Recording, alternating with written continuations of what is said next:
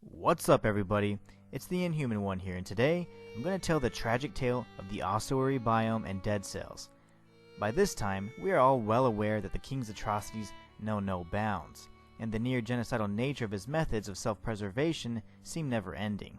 In this video, we'll be exploring the lore hidden throughout the Ossuary and discover what secrets it may hold. So without further ado, let's get started.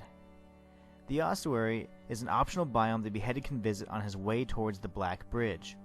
By definition, an ossuary is a dedicated room or chamber designed to hold human skeletal remains. Despite its namesake, the ossuary was originally part of the prisoners' quarters. However, after the night of the Bloody Riots, a wing of the prison was condemned and used to bury and burn the dead rioters.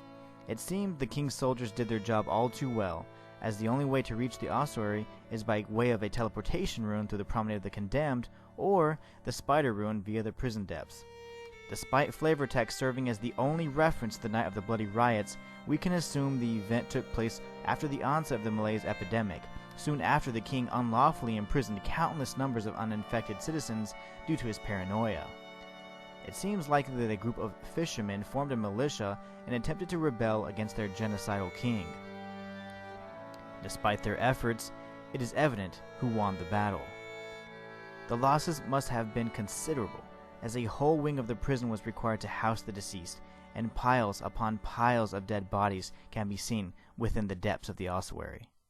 This makes sense due to the fact that the land on an island is quite limited and was not sufficient to bury such a large number of corpses at once, not to mention the sheer amount of smoke and ash from the human bonfire that was so overwhelming that it suffocated a number of prisoners unfortunate enough to have windows in their cells.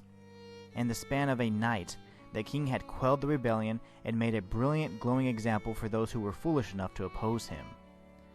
Unfortunately, on the king's island, nothing was sacred. Even the charred remains of the massacred rioters were of use. The alchemists resorted to using samples of the mysterious sap-like substance from the slumbering sanctuary to observe its effects on the bones of the deceased.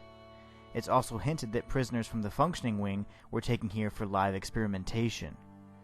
In the end, the king's methods were undeniably cruel and merciless. The night of the Bloody Riots was likely one of a number of atrocities the king committed without a second thought.